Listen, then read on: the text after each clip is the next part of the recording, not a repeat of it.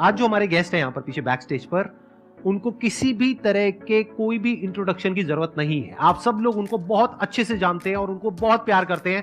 Please give an energetic and warm welcome to the one and only doctor Vikas Divya Kirti sir.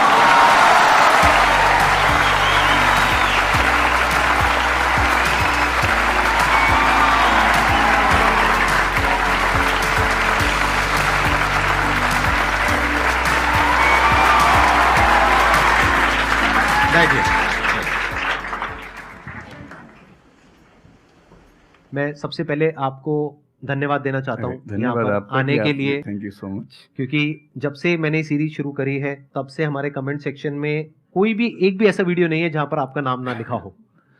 कई बार मुझे ऐसा लगता है देख करके कमेंट सेक्शन को कि ये मैं अपने चैनल पे आया हूँ या आपके चैनल पे हूँ। मैं सोशल मीडिया पे बहुत कम एक्टिव रहता हूँ तो मुझे आइडिया नहीं था इस बात का, पर मैं थैंकफुल हूँ कि आपने बुलाया, इस लायक समझा कि मैं यहाँ पर आऊँ। सर प्यार बहुत करते हैं बच्चे आपको, मतलब इतना प्यार है जिसकी कोई हद नहीं है। मैं ठीक कह रहा हूँ गलत कह रहा हूँ? यस और नो? सो अब आप लोग जो चाहे जैसे चाहे इनसे क्वेश्चंस पूछ सकते हैं। सर लाइफ में जब भी कोई सिचुएशन आती है कि जिसमें दो रास्ते, एक प्रैक्टिकल और एक इमोशनल, तो बैलेंस आउट कैसे करना है? इमोशनल और प्रैक्टिकल में हमेशा विरोध नहीं होता है, कभी कभी साथ भी चल सकता है। और सिर्फ इमोशनल कुछ नहीं होता, सिर्फ प्रैक्टिकल कुछ नहीं होता, प्रपोर्शन का डिफरेंस होता है।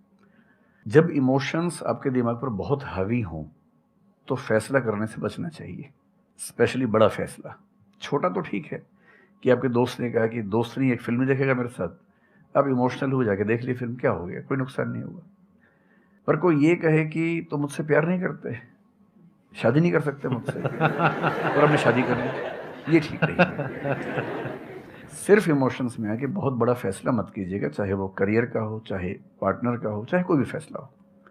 प्रैक्टिकल इतना नहीं हो जाना है कि आप मशीन, रोबोट या पत्थर बन जाएं।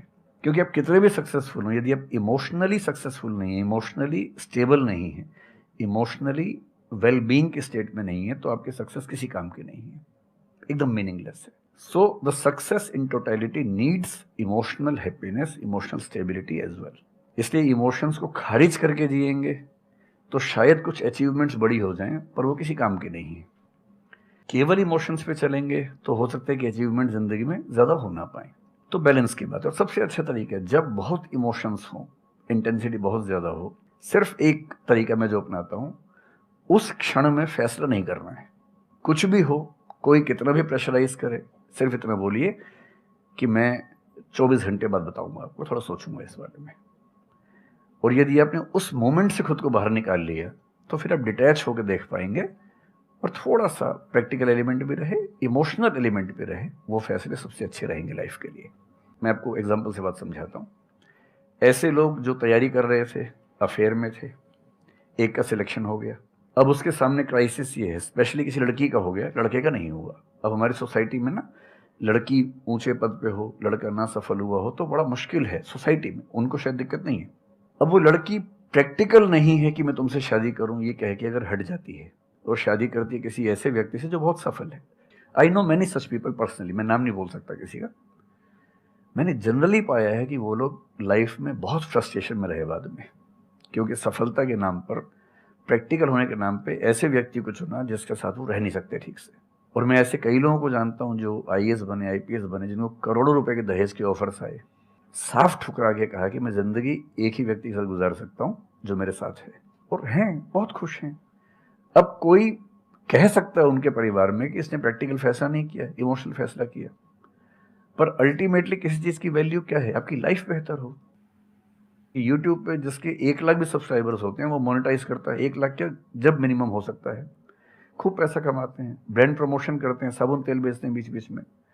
आपका चैनल तो शायद देश में सबसे बड़ा चैनल है, आप चाहें तो कितना नहीं कमा लेंगे। मुझे कुछ दिन पहले एक एजेंसी के लोग मिले जिन्होंने बताया कि इनकी जैसी ख्याति है, उस लेवल पर महीने में कोई 5-10 करोड़ भी कमाना चाहे तो कमा सकता है आराम से इस यूट्यूब चैनल से। तो मैंने पूछा कि वो कौन सी चीज है जो आपको इतना मजबूत बनाती है कि आप नहीं इस रास्ते पर जाते। मैं वो जानने में इंटरेस्टेड हूँ। तो 10 मिनट की बात के बाद मैं समझ में आ गया, क्योंकि अल्टीमेटली अगर मैं अपनी वैल्यू के खिलाफ चला गया तो खुश कैसे हो जाऊंगा? पैसा मुझे कैसे खुशी देगा जब मैं ही नहीं रहा, तो खुशी किस बात की?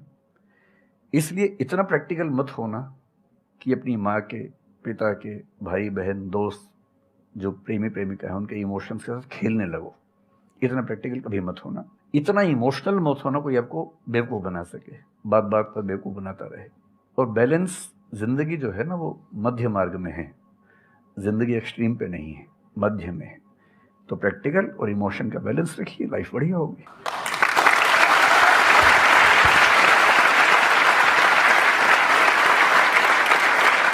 आपने सर इतने अच्छे से एक्सप्लेन किया, मेरे पास में कुछ है ही नहीं बोलने के लिए।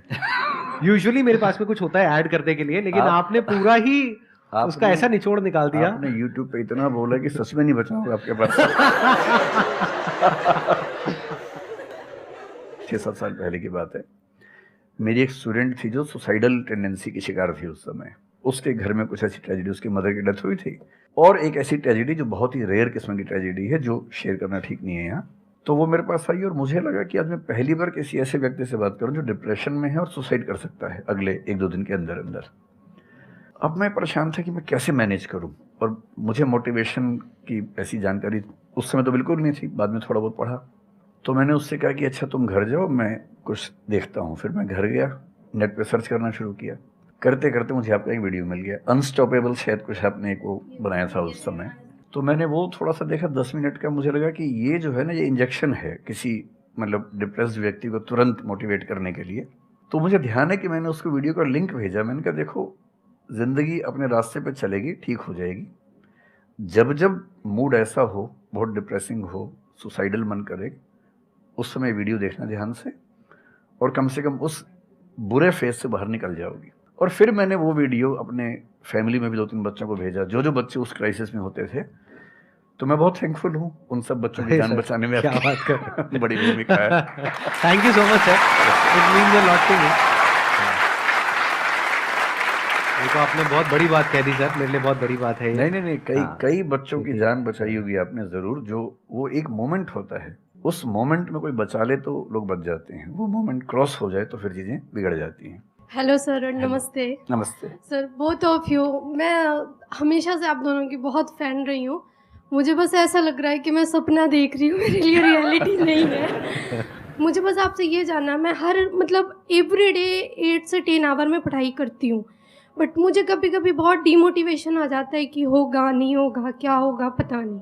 देखिए, डीमोटिवेशन अगर आपको दिन भर में 1 घंटे आता है, नहीं सर, ऑलमोस्ट टाइम पढ़ाई करने के बाद 2-3-4 दिन के बाद ही होता है, कंटिन्यूसली नहीं होता। अगर महीने में 4-5 बार आता है और 1-1 दिन के लिए आता है, तो इसका मतलब आप एकदम ठीक हैं। अगर कोई व्यक्ति आपको ये कहे कि मुझे डिमोटिवेशन कभी नहीं होता, तो उसको इलाज की ज़रूरत है। आपको ज़रूरत नहीं है, क्योंकि जब आप अपने से बेहतर व्यक्ति को देखेंगे, आपको थोड़ा सा इन्फीरियरिटी कॉम्प्लेक्स आएगा, डिमोटिवेशन आएगा। जब आप अपने से कमज़ोर को देखेंगे, आपको सुपीरियरिटी कॉम्प्लेक्स आएगा, थोड़ा सा मोटिवेशन ज़्यादा हो जाएगा। जिस दिन टारगेट पूरा हो जाएगा, मोटिवेशन आ जाएगा। जिस दिन टारगेट पूरा नहीं होगा, डिमोटिवेशन आएगा। जिस दिन टेस्ट में आपके मार्क्स अच्छे आएंगे, आप मोटिवेशन के साथ लौटेंगे। जिस दिन खराब आएंगे, डिमोटिवेशन होगा। लेकिन ध्यान रखिए, जिस दिन आप मोटिवेटेड हैं, उस दिन आप वजह बन गए कईयों के डिमोटिवेशन की। लगातार मोटिवेटेड होना एक मेंटल इलनेस की निशानी है, और लगातार डीमोटिवेटेड होना डिप्रेशन की निशानी है। इन दोनों से बचना है। तो डीमोटिवेशन की बहुत हाइप है, इतनी हाइप की ज़रूरत नहीं है। थोड़ा बहुत हो, एंजॉय कीजिए उसको। और जब जब लगे कि ज़िंदगी बहुत ख़राब चल रही है, तो मैं जो करता हूँ, अजीब सा लगेगा आपको, मैं कभी कभी शमशान घाट चला जाता हूँ। सर, मैंने ये सुनी है, आपने वीडियोस में भी कहा है। सच में चला जाता हूँ, या ट्रॉमा सेंटर चला जाता हूँ देखने के लिए। ट्रॉमा सेंटर में जाके 1 घंटा बैठ के आ जाइए, मोटिवेशन आ जाएगा। और शमशान घाट में जाके देख लीजिए कि हम जैसे हमसे कम उम्र के लोग वहाँ जल रहे होते हैं, तो लगता है हम जिंदा तो हैं। अगर मैं थोड़ा सा कॉग्निटिव लेवल पर बात करूँ, एक बहुत बड़ा साइकोलॉजिस्ट हुआ, उसका नाम है ब्रेंटानो, कभी सर्च कीजिएगा उसको। ब्रेंटानो ने ह्यूमन कॉन्शियसनेस को स्टडी किया, और उसने ये बताया कि ह्यूमन कॉन्शियसनेस की बेसिक नेचर है कि जो हमारे पास है वो हमें नज़र नहीं आता, जो नहीं है वो नज़र आता है। तो the consciousness of lacking something is the nature of human consciousness. इसलिए इसी बात को एक शेर में, बहुत प्रसिद्ध शेर में कहा गया है, दुनिया जिसे कहते हैं जादू का खिलौना है, मिल गया सो मिट्टी है, नहीं मिला वो सोना है।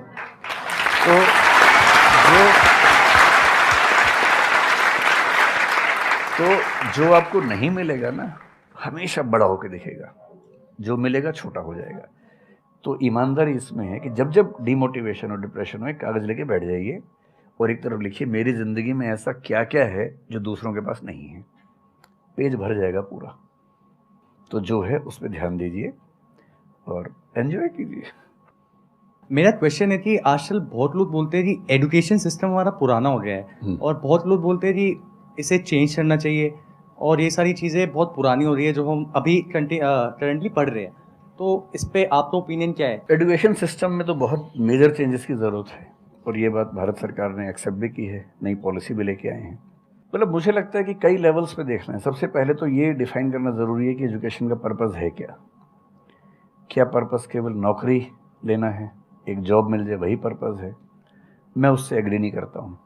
मेरी राय में एजुकेशन का बेसिक पर्पज़ है कि एक होमो सेपियंस एक इंसान बन जाए, सोचना आ जाए, उसको समझना आ जाए।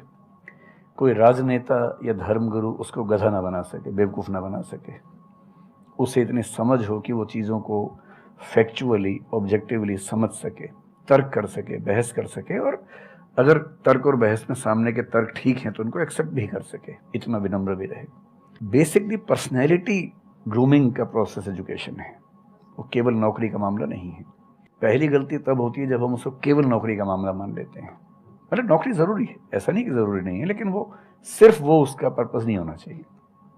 सेकेंडली कई ऐसी चीज़ें, जैसे अगर बहुत विस्तार में तो मेरी जा सकते हैं, जैसे एक बहुत छोटी बात है सेक्स एजुकेशन हमारी सोसाइटी में। ये इतनी ज़रूरी चीज़ है।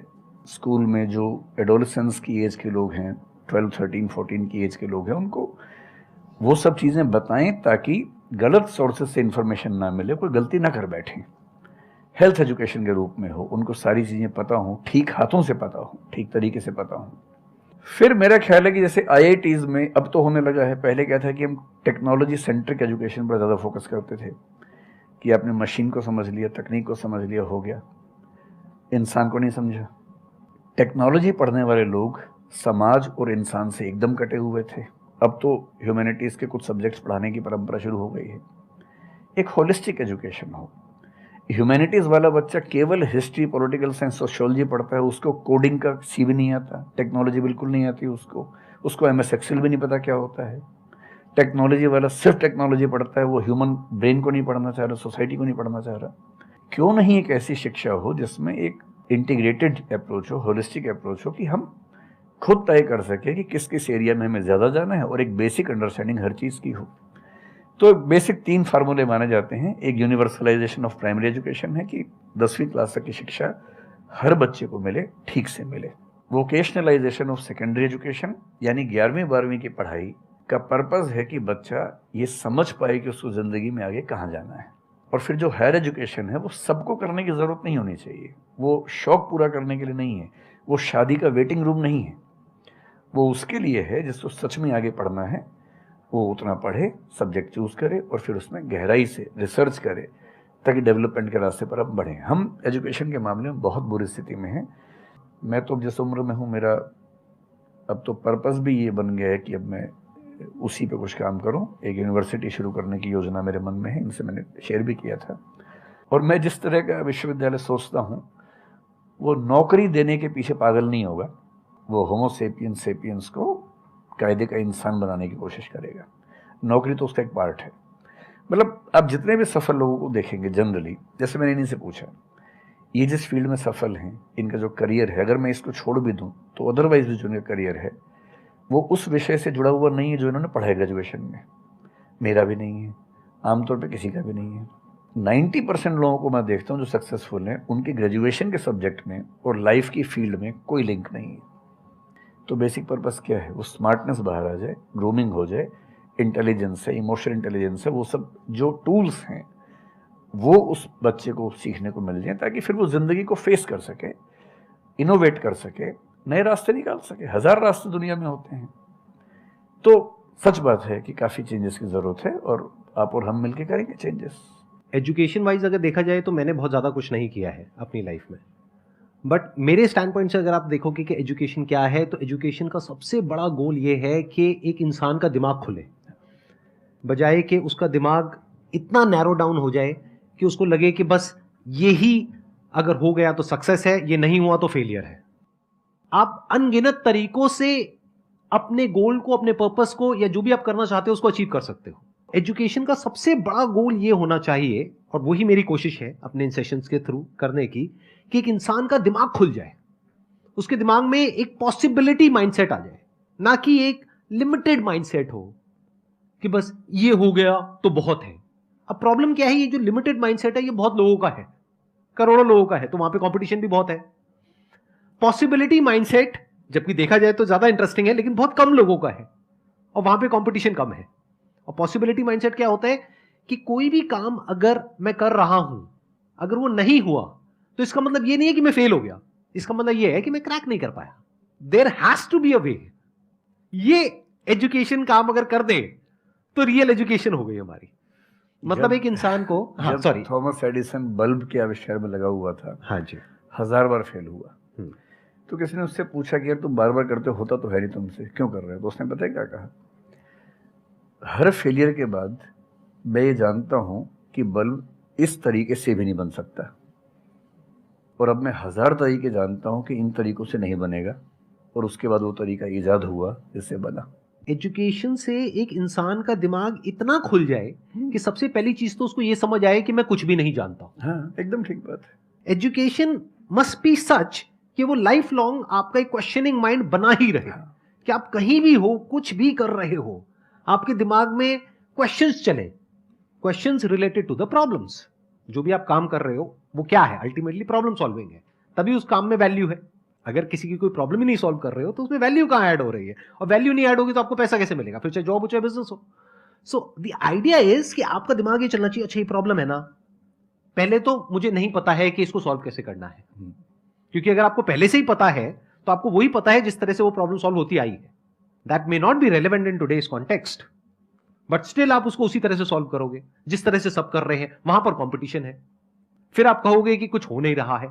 सो द आइडिया इज कि पहले तो ये प्रॉब्लम है जो मुझे अच्छे से समझ आई, मैंने इस पे फोकस किया, अब इसको सॉल्व करने के इन्फिनिट तरीके हैं, एक रास्ता नहीं है, बहुत सारे रास्ते हैं, मुझे पता नहीं है। This is the goal of education, कि मुझे नहीं पता है लेकिन पता किया जा सकता है। This is another goal of education. उसमें से कुछ तरीके काम करते हैं, कुछ नहीं करते हैं, यह भी हमको क्लियरली पता होना चाहिए। मतलब your personality must be dynamic, it must not be static. जैसे मैंने देखा है बहुत लोगों को जो मुझे मिलते हैं, कुछ लोग हैं उसमें से जो, जैसे मैं सर से मिला अभी ऑफ कैमरा, हम लोग बैठे हुए थे, डिस्कशन कर रहे थे, तो it was a great experience sir, आपके साथ में बैठ करके जिस तरह से, जिस ठहराव से सर बात कर रहे थे, जिस तरह से चीजों को सुन रहे थे, समझ रहे थे, और मैं क्वेश्चंस पूछ रहा था, ये मेरे से क्वेश्चंस पूछ रहे थे, तो there was a conversation which was going on. On the other hand there are some people जिनसे मैं कभी कहीं मिला तो उनकी अप्रोच क्या है कि मुझे सब पता है, वो गड़बड़ हो जाती है। शिक्षा की दुनिया में बहुत प्रसिद्ध कहावत है, भारतीय अगर परंपरा में देखें तो विद्या ददाति विनयम एक बहुत प्रसिद्ध कथन है। अगर कोई पढ़ा लिखा आदमी अपने ज्ञान की वजह से अहंकार करे तो मान लीजिए कि वो पढ़ा लिखा नहीं है, पढ़ाई उसके दिमाग पर हावी हो गई है, अभी उसको अंदाजा नहीं है कि कुल संसार के ज्ञान में उसकी हिस्सेदारी डेसिमल में भी नहीं है। और जिसको ये पता है कि मेरा ज्ञान बहुत कम है वो विनम्र ही रहेगा। और इसलिए जो बड़े प्रोफेसर्स हैं, अगर आप कभी सुनेंगे, मैं जानता हूँ, मैं यूनिवर्सिटी में जब पढ़ता था, सबसे बड़े प्रोफेसर क्या बोलते थे कि मैं इस विषय का विद्यार्थी हूँ, कभी नहीं बोलते थे कि मैं प्रोफेसर हूँ। इतना साहस किसी में कैसे कि मैं प्रोफेसर हूँ?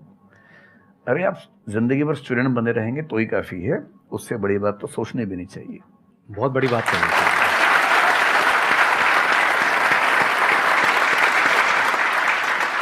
मतलब कि एजुकेशन का गोल आपको प्रोफेसर बनाना नहीं है, आपको स्टूडेंट बनाना है। हाँ। अगर सर की बात को आगे एक्सटेंड किया जाए, एकदम सही बात। एक लाइफ लॉन्ग स्टूडेंट, कि आप सीखते चले जा रहे हो, सबसे जिससे मिल रहे हो, लोगों से सीख रहे हो, सिचुएशन से सीख रहे हो, अपनी लाइफ के अच्छे एक्सपीरियंसेस से सीख रहे हो, बुरे से सीख रहे हो। जैसे मैंने देखा है जब भी यहाँ पे कोई क्वेश्चंस पूछते हैं ना, सबके क्वेश्चंस एक ही होते हैं, सर सक्सेसफुल कैसे हो। कभी मैंने आज तक ये क्वेश्चन नहीं सुना किसी का भी जो इससे बड़ा क्वेश्चन है, जो आप रिलेट कर जाएंगे कि सर सक्सेस हमारा दिमाग खराब किस तरीके से करती है, या सक्सेस का क्या माइनस पॉइंट है। सही बात। सक्सेसफुल होने से बड़ा है मीनिंगफुल होना, सार्थक होना। सफल होना छोटी बात है, सार्थक होना ज्यादा बड़ी बात है।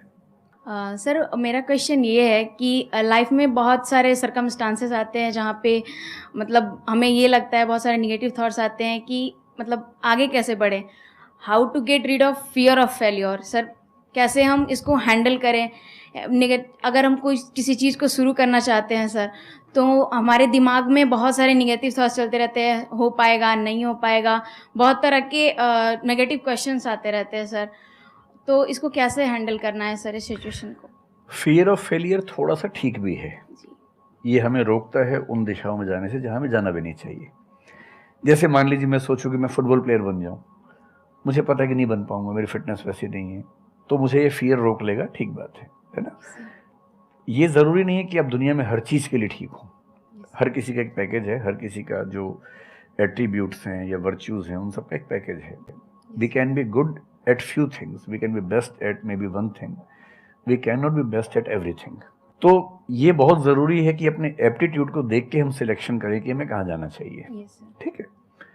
अगर सिलेक्शन कर लिया है तो फिर फियर ऑफ फेलियर होने की वजह ये है कि या तो आप जो कंपटीशन है उस पर ज़्यादा फोकस कर रहे हैं, अपनी स्ट्रेंथ पे कम फोकस कर रहे हैं।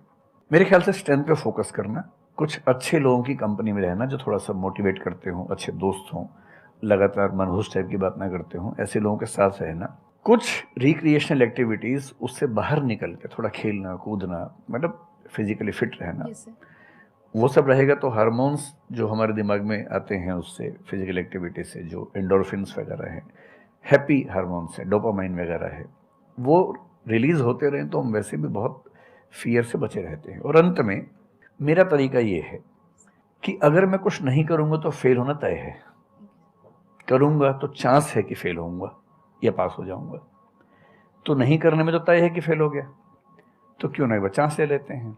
और एक जगह फेल होऊंगा तो तय करूँगा तो चांस है कि फेल होऊंगा या पास हो जाऊँगा, तो नहीं करने में तो तय है कि फेल हो गया, तो क्यों नहीं चांस ले लेते हैं।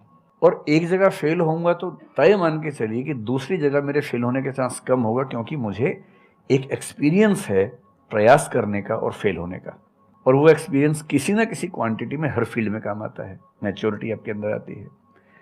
और मैं एक शेर अक्सर यूज़ करता हूँ, बहुत बहुत प्रिय शेर मुझे है, और मुझे सच में लगता है कि ज़िंदगी को जीना बहुत आसान काम है, मुश्किल काम नहीं है। असली बात है कि आप प्रयोग करें, कोशिश करें, और हार जाएं तो दूसरी कोशिश करें। और मैं इसीलिए एक लाइन हमेशा बोलता हूँ, क्यों डरे ज़िंदगी में क्या होगा, कुछ ना होगा तो तजुर्बा होगा।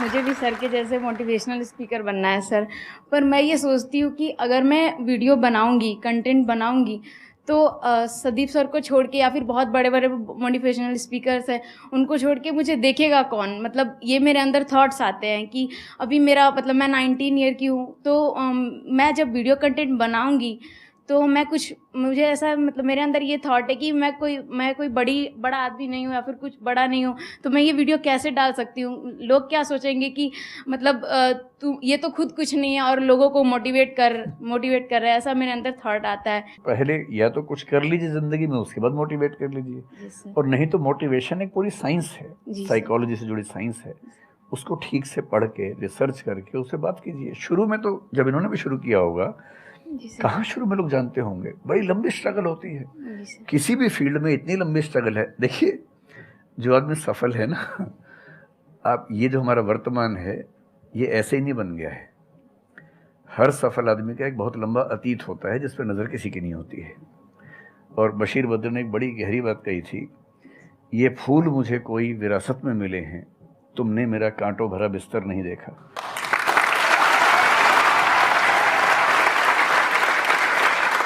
कितने साल तक ये लहूलुहान हुए होंगे, रोज़ छिला होगा शरीर, तब जाके लोगों ने पहचानना शुरू किया होगा।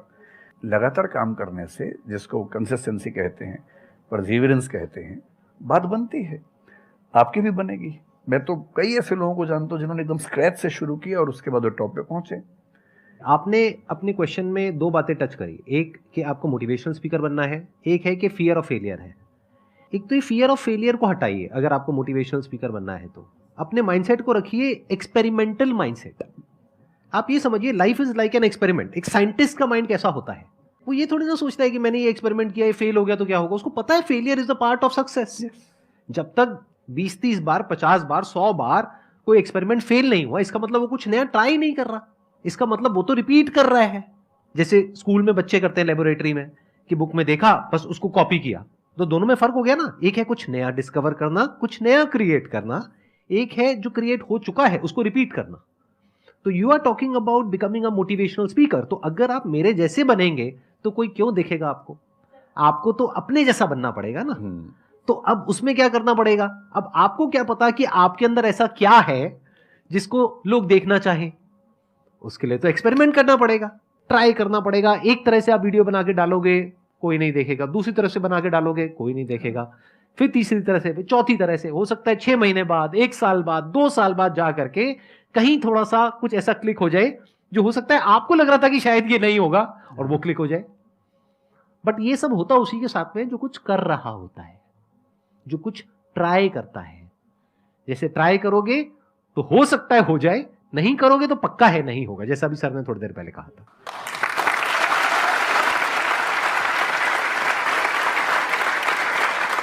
Thank you so much sir, यहां पर आने के लिए।